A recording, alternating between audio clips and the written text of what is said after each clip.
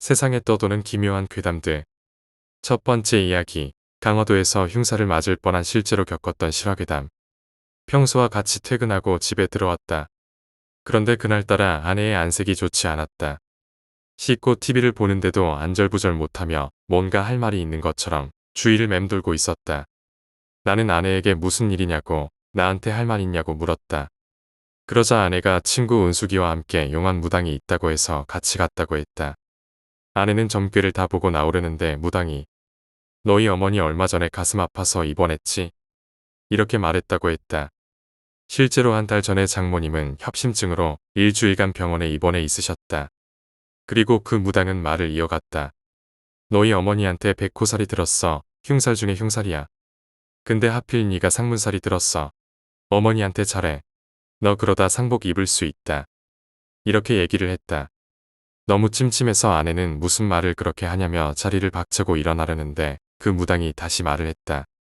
사람 하나 살리려고 그러는 거라며 복채 안 받을 거니까 앉으라고. 그렇게 무당은 흉사를 피하는 방법을 알려주었다. 1년 동안 가족 모두 결혼식, 장례식에 절대 부정타니 절대 가지 말라고 했다. 정 가야 한다면 팥과 소금을 가져야 하고 집에 오면 꽃게 같은 음식을 꼭 먹어야 된다고 했다. 그렇게 해야만 상갓집에서 붙은 귀신을 떼어낼 수 있다며 얘기를 해주었다. 이게 끝이 아니었다. 무당이 한 가지 더 말해줬는데 올 한 해가 다 가기 전에 어머니와 바다 건너 섬에서 하룻밤 자고 오라는 신신당부였다. 만약 1년 동안 어머니한테 귀신이 몸에 붙어도 바다를 건너가면 힘이 약해진 귀신을 떼어낼 수 있다는 게 무당의 말이었다. 그래서 1년 내내 가족들은 결혼식과 장례식을 될 수 있으면 피했으며 꼭 가야 한다면 팥과 소금을 가져갔다. 문제는 꽃게였는데 우여곡절 끝에 24시간 해물 순두부집을 찾았다. 해물 순두부에 있는 꽃게를 먹고 짬뽕 안에 든 꽃게까지 먹었다. 그걸 먹으면서 어떻게든 1년 동안 해결을 해나가고 있었다. 그렇게 시간이 흘러서 11월이 되었다. 그런데 아내가 다시 표정이 어두워지면서 말하길. 그 무당이 어머니를 데리고 바다 건너 섬에 갔다 오라고 했었는데 어떻게 해야 하나 걱정을 했다. 그래서 서울에서 가까우면서 바다 건너에 있는 강화도 펜션에서 하루 자고 오기로 했다. 막상 강화도에 오니 날씨도 너무 좋고 바다도 보니 기분도 좋았다. 저녁이 되면서 회무침과 돌게장 정식을 다 같이 맛있게 저녁 식사를 하는 중 딸이 화장실에 가고 싶다며 장모님과 같이 화장실에 갔다. 그렇게 장모님이 화장실에 다녀오셨는데 뭔가 이상했다. 엄마 눈이 왜 그래? 내 눈이 어때서? 화장실에 다녀온 장모님을 보니 왼쪽 눈 흰자가 안 보일 정도로 새빨갛게 충혈되어 있었다. 주말이라 근처 병원은 다 문을 닫는 바람에 다시 바다를 건너서 급히 병원으로 왔다. 의사는 재채기를 심하게 하거나 고혈압이 심한 그럴 수 있다고 판단했다. 하지만 장모님은 아무런 증세가 없으셨던 분이다. 엄마, 화장실에서 무슨 일 없었어? 아내가 물었다. 이상한 일은 없었는데 이상한 사람은 봤어. 아니 덩치 큰 여자가 고개를 숙인 채 몸을 흔들흔들거리면서 오고 있는 거야. 얼굴을 봤더니 괴상하게 립스틱을 바른 채 나를 보면서 히익거리며 웃는 거야. 그리고 다시 화장실에 나왔지. 그렇게 다시 강화도로 돌아온 우리 가족들은 잠에 들었다. 그러나 아내는 잠을 자지 않은 채 그 여자에 대해서 궁금해했다. 엄마가 본 그 여자 누굴까? 술 취한 여자겠지라고 생각하며 잠을 청해보지만 뭔가 찝찝한 마음은 여전했다. 그래서인지 그날 생전 처음으로 가위에 눌렸다. 며칠 후 다행히도 장모님의 눈은 멀쩡해지셨다. 얼마 후 퇴근하려고 하는데 아버지로부터 외숙모가 돌아가셨다며 같이 장례식장에 가자고 전화가 걸려왔다. 그 말을 듣고 퇴근하자마자 아버지를 태워서 장례식장에 도착했다. 그날 아버지는 취하시도록 술을 드셨다. 그래서 오늘은 아버지네 집에서 잠을 자야겠다고 생각했다. 그래서 술 취한 아버지를 모시고 차를 타고선 일산에 있는 아파트에 도착한 시간은 1시였다. 취한 아버지를 모셔서 엘리베이터 쪽으로 가는데 어떤 여자가 머리를 늘어뜨리고 엘리베이터 벽에 서 있었다. 그런데 그 여자는 버튼도 누르지 않은 채 서 있는 것이었다. 버튼을 누르고 엘리베이터 문이 열려서 들어가는데 그 여자가 뒤따라 들어왔다. 그러더니 엘리베이터 문 쪽에 기대어 서 있었다. 그때 문득 머릿속을 스치는 생각이 났다. 장례식장에 팥과 소금을 안 가져온 것이다. 그래서 재빨리 1층 버튼을 눌러 엘리베이터에서 내린 뒤 곧바로 그 근처 편의점으로 달려갔다. 팥은 없었는데 다행히 소금이 있었다. 소금을 사서 몸에 뿌린 후 내 몸에도 뿌렸다. 그랬더니 그나마 마음에 안정이 찾아왔다. 그리고 다시 집으로 발길을 옮겨 엘리베이터를 타러 갔다. 엘리베이터 문이 다시 열리는데 아직도 엘리베이터에 그 여자가 있었다. 그리고선 이 여자가 고개를 숙인 채 흐느끼고 있었다. 멘붕이 와서 어떻게 하나 안절부절 못하고 있을 때 아버지가 엘리베이터 안으로 들어가셔서 어쩔 수 없이 다시 엘리베이터를 탔는데 너무 무서워서 최대한 멀리 떨어져서 18층 버튼을 눌렀다. 너무 무서웠지만 귀신인지 사람인지 봐야겠다는 생각에 여자를 쳐다보려고 하는데 거울에서 그 여자와 눈이 마주치고 말았다. 알고 보니 그 여자는 거울에서 계속 쳐다보고 있었다. 더 충격적인 것은 그 여자가 계속 웃고 있었는데 립스틱을 마구 칠하면서 웃고 있었다. 장모님이 강화도에서 본 여자와 똑같은 생김새였다. 그런데 자기도 모르게 소금을 떨어뜨렸다. 그러자 그 여자의 얼굴이 굳어지더니 천천히 손가락을 들어서 13층 버튼을 누르고 있었다. 그렇게 엘리베이터는 13층 문이 열리고 그 여자가 내리는 동안 숨죽이고 쳐다보고 있었다. 엘리베이터 문이 스르륵 닫히던 그 순간 갑자기 뒤돌아보더니 내 왼쪽 눈을 가리키면서 미친 듯이 웃고 있었다. 그래서 아버지한테 13층에 여자 내리는 거 봤어요? 라고 물어봤다. 무슨 여자? 그 층엔 노부부가 살아. 아들 내외는 해외 가서 젊은 여자가 올 리가 없어. 그리고 얼마 후 13층 노부부의 할아버지가 풍에 걸리셨다는 얘기를 들었다. 병마를 옮기는 살이었을까? 그리고 다들 궁금해하는 꽃게는 빨갛고 뾰족하고 짠맛의 개는 귀신을 쫓는다는 설이 있다. 과연 그 여자는 누구였을까? 두 번째 이야기, 공수부대. 우리 부대는 낙하산을 이용해 기습 침투해서 적의 허리를 끊는 공수부대다. 그래서 정기적으로 낙하산 훈련을 진행하는데 그날도 마침 훈련을 하는 전날이었다. 훈련 전날에는 부식 창고가 남아있질 않는다. 과자, 컵라면, 초코빵, 건빵 등을 마구 먹는다. 왜냐하면 먹고 죽은 귀신이 때깔도 좋다고 언제든 돌발 상황이 일어날 수 있는 아주 위험한 낙하 훈련이었기 때문에 무사안전을 기원하는 의미로 부대는 이런 전통이 생긴 것이다. 그래서 여느 때처럼 배가 터지도록 먹고 잠자리에 들었다. 당신의 계급은 상병이어서 낙하 훈련 경험이 7회 이상이라는 많은 경험을 했는데 그날은 이상하게 첫 훈련 때보다 긴장되는 밤이었다. 그런데 갑자기 자는데 가위에 눌리는 느낌이 들었다. 가위를 풀려고 발가락을 움직여봤는데 꼼짝도 하지 않았다. 슬며시 눈을 떴는데 관물대 위에 새하얀 정장, 새하얀 구두를 신고 하얀 중절모를 쓴 남자아이가 해맑게 웃고 있었다. 그래서 정말로 아이가 들어온 줄 알고 너 누구야? 여기 들어오면 안 돼요 라며 소리를 쳤다. 그러자 꼬마아이는 너 나 보여? 내가 보이는 거야? 라며 물어보았다. 내가 어떻게 들어왔냐고 하자 내일이면 알게 될 거야.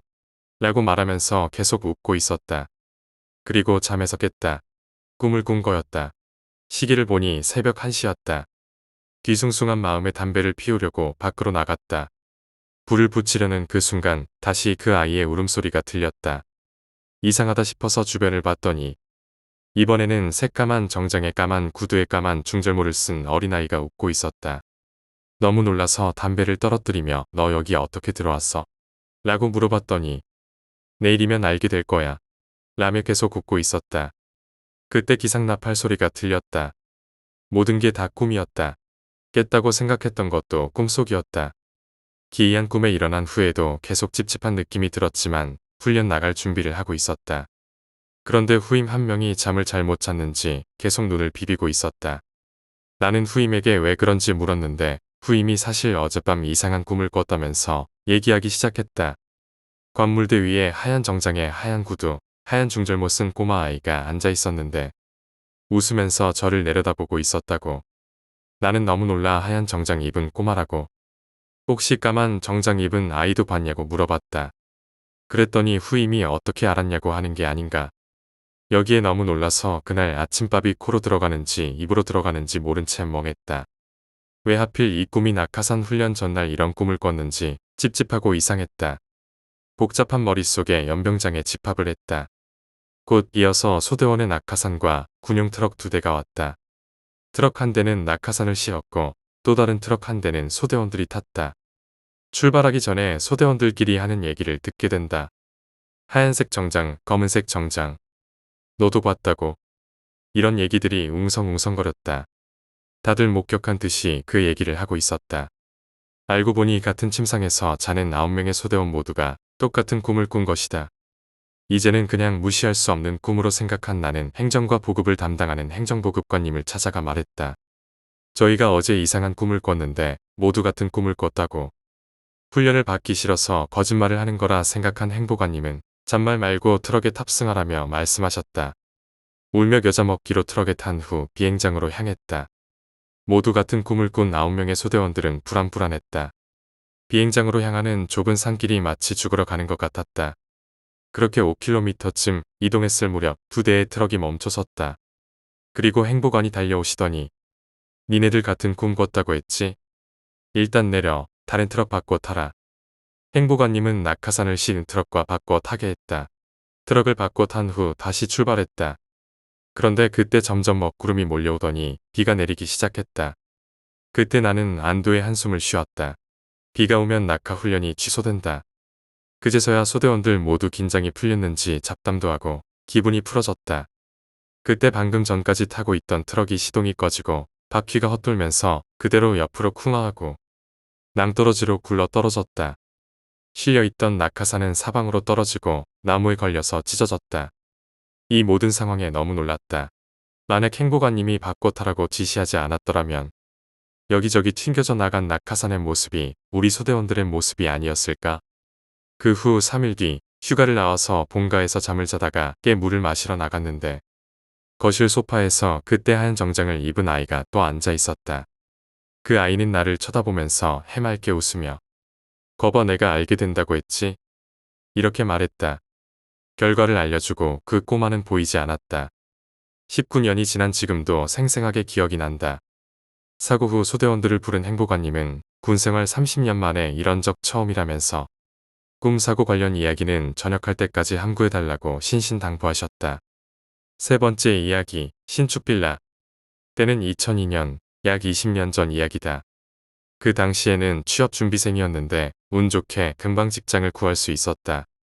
근데 집과 직장하고 거리가 멀어서 직장 근처 자취방을 찾고 있었다. 그래서 벼룩시장 같은 생활정보지에서 부동산 정보를 살펴보는데 마침 눈에 딱 들어온 문구가 보였다. 가평 신축 빌라 전세 3천만 원이 보였다. 당시 저 가격에는 매우 저렴했다. 계약을 하기에 모든 조건이 완벽해서 생각도 할 틈도 없이 바로 전화를 걸어 주인분과 약속을 잡고 신축 빌라를 찾아갔다. 중년 부부가 나오셔서 3층의 그 집을 보여주셨는데 넓고 깨끗한 거실에 완벽한 테라스에 뭐 하나 부족함이 없는 완벽한 집이었다. 그래도 확인할 겸 등기부 등본을 봤는데 입주 6개월 만에 집을 내놓으셨길래 왜 6개월 만에 나가시는 거냐고 물어봤다. 그러자 집주인은 당황하며 우리 부부가 해외로 발령이 나서 급하게 이사를 가는 거라고 대답했다. 뭐 그럴 수 있겠다 생각하고 고민할 것도 없이 속전속결 계약을 했다. 그렇게 이사를 와서 첫 자취에 설렘 가득으로 눈을 딱 감고 자려고 하는데 갑자기 기분 나쁜 웃음소리가 계속해서 들려왔다. 누가 이 시간에 이렇게 떠들지라고 생각하며 별대수롭지 않게 다시 잠에 들려고 하는데 온몸에 소름이 돋았다. 이 신축 빌라의 1층, 2층에는 입주자가 없었다. 이 건물에는 나 혼자 있었다. 내가 무슨 소리를 들은 거지 생각하고 있는데 그 순간 밖에 누가 지나갔다. 히 소리가 들려왔다. 너무 무서웠지만 확인을 해야 한다는 생각에 억지로 눈을 떠서 딱 봤는데 단발머리 소녀가 흰 저고리에 검정 치마를 입고 양손을 턱에 기대고 나를 보면서 웃고 있었다. 그대로 겁에 질린 채 보고 있는데 갑자기 일어서서 내 앞으로 걸어왔다. 내가 재빨리 불을 켜니까 소녀는 사라지고 없었다. 그래서 다시 마음을 안정시키고 피곤해서 꿈을 꾼 거라고 생각하고 불을 켜둔 채 잠에 들었다. 다음날 집들이 때문에 친구들을 불렀다. 어제 일은 잊고선 친구들과 드라이브도 하고 맛있는 것도 먹고 장이 열린 시장에 갔다가 눈에 토끼가 들어왔다. 너무 귀여웠다. 그래서 토끼 2마리를 사서 집에 와서 베란다에 두고 친구들과 맥주를 먹으면서 재미있는 밤을 보내다가 잠에 들었다. 다음 날 아침 친구들의 수군거리는 소리에 잠에서 깨어 무슨 일이냐고 물어봤다. 친구 중 한 명이 괜찮냐고 물어봤다. 나는 괜찮다고 말했다. 그러다가 토끼들 밥을 주기 위해 베란다로 나갔는데 토끼가 하룻밤 만에 2마리 모두 죽어 있었다. 그렇게 다들 토끼를 보고 있는데 아까 나한테 괜찮냐고 물어봤던 친구가 전날 밤 꿈을 얘기해 주었다. 어떤 단발머리 여자아이가 침대에서 양손을 턱에 기대고 웃으면서 너를 쳐다보고 있는 거야. 그래서 내가 너 누구냐고 물었더니 내가 함께 있는 게 싫다는 듯 밀치면서 막 소리를 지르더라고. 혹시 이 토끼도 걔가 죽인 거 아닐까? 네 옆에 있는 게 싫어서? 그 뒤로도 꿈에서 계속 끔찍한 일들이 일어났다. 꿈에서 단발머리 여자아이가 자주 나타나 머리카락을 만져서 깨운다거나 발목을 잡는다든지 어떤 날은 웃으면서 미친 듯이 거실을 뛰어다녔다. 그래서 나는 갈수록 더 정신이나 육체가 지치고 쇠약해졌다. 어느 날은 자다가 눈을 떴는데 너무나 술이 마시고 싶어서 냉장고에 가서 소주를 병째로 마셨다. 그때 엄청난 쾌감을 느꼈다. 원래 술을 잘 못 마시는데 술에 대한 갈증은 점점 커지고 하루라도 먹지 않으면 잠을 잘 수 없게 됐다. 점점 몰골이 말이 아니게 되어가고 있었다. 그렇게 하루하루 꾸역꾸역 힘든 날들을 버티고 있었는데 어느 날 다시 꿈을 꾸게 되었다. 어두운 밤에 달빛이 비치는 강에 배 한 척이 떠 있는데 무엇인가 나를 뚫어져라 쳐다보고 있었다. 그리고 의지와 상관없이 발이 움직이면서 그쪽으로 향하고 있었다. 그런데 그 순간 그 배 타지마 라는 소리가 들려 멍하니 있었는데 갑자기 방울 소리가 들리기 시작했다. 그 방울 소리가 너무 시끄러워서 잠에서 깼다. 그런데 꿈에 들었던 방울 소리가 요동치고 상여 소리도 같이 들리며 점점 소리가 커졌다. 그런데 이제는 베란다 쪽에서 사람들이 웅성대는 소리가 들리며 가까이 오기 시작했다. 가위에 완전히 눌려버렸다. 몸도 안 움직여지고 눈도 안 떠지고 소리도 안 나와서 주변의 도움을 요청할 수 없는 상황이었다. 그래서 나는 오늘 여기서 죽는구나, 내가 끝나는구나 생각을 하는 순간 갑자기 현관문 두드리는 소리와 함께 목소리가 들려왔다. 빨리 문 좀 열어봐. 그 쾅쾅거리는 소리에 가위가 풀렸다. 온몸이 녹초가 되어서 힘겹게 현관문을 열었더니 창백한 얼굴로 친구가 찾아왔다. 그렇게 둘은 껴안고 한참을 울다가 겨우 정신을 차리고 이 밤에 어떻게 왔냐며 물어봤다. 그러자 친구가 자고 있는데 발신자 번호 제한으로 문자가 하나 왔다고 했다. 그 문자는 혜주한테 빨리 가봐 라고 적혀 있었다. 우리 집에 오기 전 친구는 나한테 전화를 걸었는데 받았다가 끊었다가 하더니 이내 안 받았다고 한다. 그래서 친구는 우리 집에서 있었던 일들이 생각나서 그 새벽에 택시를 타고 가평에 있는 우리 집으로 찾아왔다. 그러면서 우리는 그 문제의 문자 메시지를 들여다보면서 문자는 누가 보냈을까 얘기를 나누었다. 이제 그 일까지 겪은 후 이 집에 있기가 싫어서 간단하게 짐을 챙겨서 친구네 집으로 갔다. 다음 날 해가 밝자마자 주인 집 아주머니한테 전화를 걸어서 이 집에 이상한 일이 생겨서 더 이상 못 살겠다고 얘기를 했더니 아줌마는 태연하게 2년 계약인데 6개월 못 살고 나가면 전세금을 못 준다. 며 대신 살 세입자라도 데리고 오라고 뻔뻔하게 답했다.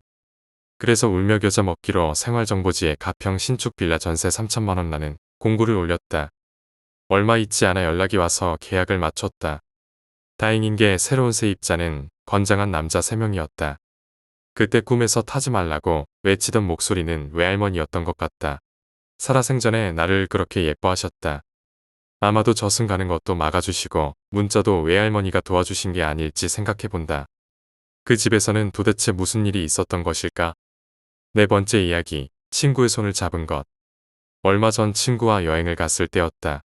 여기저기 구경도 하고 맛집도 가서 맛있게 먹고 했더니 밤이 돼서야 숙소로 돌아왔는데 기절하듯이 피곤해서 우리는 그대로 잠이 들었다. 그렇게 잘 자다가 목이 너무 말라서 냉장고에 가서 물을 먹고 친구를 봤는데 생전 처음 보는 희한한 자세로 자고 있었다. 마치 꿈속에서 얼차려를 받고 있는 것처럼 열중 쉬어 자세로 자고 있어서 고쳐줘야겠다는 생각에 친구 팔을 잡았는데 못 만질 거라도 만진 것처럼 화들짝 놀라면서 친구가 일어났다. 갑자기 왜 팔을 만지고 그래? 팔이 저릴까 봐서 자세 고쳐주려고 한 거지. 넌 왜 뒷짐치고 자냐? 이렇게 내가 얘기하자 친구는 표정이 확 굳어졌다. 심각한 표정을 하고 있던 친구가 사실 내가 그렇게 자는 이유가 있다고 말했다. 어린 시절 친구는 맞벌이 하시는 부모님 밑에서 혼자 자랐다. 그래서 혼자 있는 시간이 길었다. 당시 초등학교 1학년이었던 친구는 언제나처럼 학교가 끝나면 과자 먹을 생각에 신나서 콧노래를 부르며 집으로 갔다. 집에 도착해서 가방 앞주머니에서 열쇠를 꺼내서 현관문을 여는데 평소와 다르게 부드럽게 열렸다. 엄마 왔나 보다 생각하고 현관문을 닫았다. 그런데 불 꺼진 거실이 쾅하고 고요했다. 엄마가 아직 안 오셨나 하고 평소처럼 간식 먹을 준비를 하고 있었다. 컵라면에 물을 붓고 꽃갈 모양 과자를 뜯어놓고 학습지를 챙겨서 거실 탁자에 세팅을 했다. 학습지를 그냥 풀기에는 심심해서 가장 좋아하던 최애 비디오를 틀었다. 최애 비디오는 예쁜 언니가 나와서 동요를 불러주는 영상이었다. 친구가 항상 틀어놨던 동요 비디오였다. 한 손엔 꽃갈 과자를 끼워넣고 먹으면서 즐겁게 따라 부르면서 먹고 있는데 갑자기 잘 나오던 영상이 멈췄다. 그런데 그 시선이 마치 자신을 보고 있는 듯한 느낌이었다. 너무 놀라서 숨이 콱 막힌 채 영상을 바라보는데 멈춰있던 영상이 다시 움직이기 시작했다. 그런데 그 화면 속 목소리가 점점 소름 끼치게 들렸다. 엄마 손가락 어디 있나? 그리고 화면 속 언니의 손가락이 갑자기 꺾였다. 마구마구 꺾였다. 무서워서 소리조차 지르지 못하고 그대로 뒤로 넘어갔다. 그때 갑자기 아기 손가락 어디 있나? 이러면서 소름 끼치는 소리가 끼익 들려왔다. 그 생각이 머릿속에 스쳤다. TV 속 목소리가 아기 손가락을 찾고 있었는데 지금 내 손가락을 찾고 있나? 잡히면 이대로 죽는 건가? 차마 움직이지도 못하고 바들바들 떨고 있는데 영상이 갑자기 뚝 멈추고 고요해졌다. 그러더니 화면 속에 손가락이 사라졌다. 이게 어떻게 된 거지 생각을 하며 화면을 보면서 아무 소리도 못 내고 그대로 가만히 있는데 갑자기 과자 봉지 안에서 손가락이 나와서 친구 손을 확 잡아 당겼다. 친구는 그 손을 뿌리치고 비명을 지른 채 안방에 들어가 문을 잠갔다. 밖으로 나가야 했지만 도망칠 곳이 없으니까. 안방에 들어가 이불을 뒤집어 쓰고 벌벌벌벌 떨면서 엄마한테 전화를 걸었다. 엄마, 빨리 와. 나 무서워. 얘가 평소답지 않게 왜 이래? 무서운 꿈이라도 꾸었어? 알았어, 엄마가 빨리 갈게. 조금만 기다려. 엄마랑 통화 후 마음이 놓였던 친구는 엄마를 기다리다가 베개를 끌어안고 잠이 들었다. 그런데 갑자기 똑똑 노크 소리가 들려왔다. 그래서 일어나서 엄마야? 하고 물었더니 2, 3초 정도 정적이 지나고 대답하는 희미한 목소리가 들렸다. 안심하고 잠이 들려는 찰나 끼익 하면서 문이 열리는 소리가 들렸다. 그리고 이불 속으로 손이 들어와서 친구를 안심시키듯이 오른손을 꼭 잡았다. 그래서 엄마가 빨리 와줬구나. 안심하고 본격적으로 잠을 자려는데 이번에는 다른 손이 와서 왼손을 잡았다. 마치 양쪽에서 한 사람씩 손을 잡아주는 것처럼 갑자기 뭔가 이상한 느낌이 들어서 양손을 확인하는 순간 TV 화면 속에서 사라진 하얀 두 손이 손목만 덜렁덜렁 친구의 손을 잡고 매달려 있었다. 친구는 정신을 잃고 그대로 기절해버렸다. 퇴근 후 돌아오신 부모님이 기절한 친구를 보고 너무 놀라 뺨도 때리고 등도 쳐주고 물을 먹여 겨우 깨웠다. 무슨 일이냐고 괜찮냐는 부모님의 물음에 친구는 겁에 질려 대답도 못하고 그 자리에서 눈물만 흘렸다. 겨우 진정이 돼서야 얘기를 해주었는데 엄마가 이런 말을 했다. 거실에 비디오 테이프는 왜 끄집어 나와 있는 거야? 그날 이후 이 친구는 잘 때마다 아무도 잡지 못하게 꼭 뒷짐을 지고 잔다고 한다. 친구의 손을 잡은 것의 정체는 무엇이었을까? 5번째 이야기, 발목 귀신. 중학교 때 우리 가족은 40년 된 복도시 아파트로 이사를 했다. 우리가 이사 간 집은 엘리베이터 정반대에 있는 긴 복도의 가장 끝집이었다. 낡은 것도 문제지만 내 방은 복도 쪽은 창이 나 있어서 사람들이 지나가면 들여다보기 쉬운 구조였다. 어느 날은 늦은 시간 아버지를 기다리는데 그날따라 유독 아버지 귀가가 늦었다. 그렇게 한참을 기다리면서 시간을 보니 새벽 1시가 훌쩍 넘었다. 그런데 그 순간 창문을 보니 복도의 빛이 깜빡깜빡 보였다. 복도의 전등은 사람들이 지나가 켜지는데 사람도 없이 멀리서부터 하나씩 켜졌다. 하지만 복도엔 아무도 없었다. 그러다가 잠시 후 깜빡깜빡하면서 켜졌다. 그때 뭐지? 하면서 불현듯 생각이 스쳤다. 우리 집은 맨 끝이라 굳이 여기까지 올 사람이 없는데. 그 사실을 깨달자마자 복도의 불이 깜빡깜빡 마구 꺼졌다 켜졌다를 빠르게 반복했다. 너무 무서운 나머지 몸을 숨기고 눈만 내밀어서 밖을 봤는데 아무도 없었다. 무서웠지만 확인하고 싶어서 창문을 열고 고개를 내민 그 순간 잘린 발목이 복도를 마구 뛰어다니고 있었다. 그래서 센서등이 미친 듯이 계속 빠르게 꺼졌다 켜졌다를 하고 있었던 것 같다. 눈앞에 펼쳐진 믿을 수 없는 광경을 보자마자 바로 기절을 했다. 그렇게 졸도를 하고 시간이 얼마나 흘렀는지는 모르겠다. 우리 집에 이웃 주민들이 모여 있고 문을 두드리고 있었다. 알고 보니 잘린 발목을 보고 내가 졸도한 사이 아버지가 일을 마치고 귀가하던 중 엘리베이터에 갇힌 사고를 당했다고 했다. 그걸 본 이웃 사람들을 구조에 나섰고 구급대에 신고를 했다. 그런데 구급차가 도착하기 전에 술에 취하신 아버지가 갑자기 엘리베이터에서 몸을 비틀면서 엘리베이터를 치고 있었다. 걱정된 이웃 주민들은 아버지가 뚝 떨어질까봐 억지로 엘리베이터 문을 열고 아버지를 끌어당겼는데 아버지가 엘리베이터 문에 끼이는 사고가 발생했다. 그런데 이상한 것은 아버지를 모시고 구급차를 탔는데 구급대원이 갑자기 이상한 이야기를 했다. 이웃분들이 어떻게 아버지를 구조하신 거예요? 구해주신 분이 아버지 발목을 너무 세게 잡으셨네요. 상체를 끌어당겼다면 생길 수 없는 발목의 흔적이었는데 아버지의 발목은 시퍼렇게 피멍이 들어 있었다. 나중에 이웃분들한테 들었더니 아버지가 엘리베이터에 갇힌 모습을 보니 문틈 사이로 보니 아버지가 뭔가에 쫓기는 사람처럼 밑으로 계속 쓰러졌다고 했다. 밑에서 누군가가 계속 잡아당기듯 했다는 것이다. 계속 쓰러지고 계속 올라오길 반복했다고 했다. 지금 생각해보니 그 엘리베이터 귀신은 자기 발목을 찾고 있었던 거다. 아버지가 엘리베이터에 타셨을 때 그 발목 귀신은 복도를 돌아다니고 있었고 마침 아버지가 오자 발목 귀신은 아버지의 발목을 차지하려고 했던 것이 아니었을까?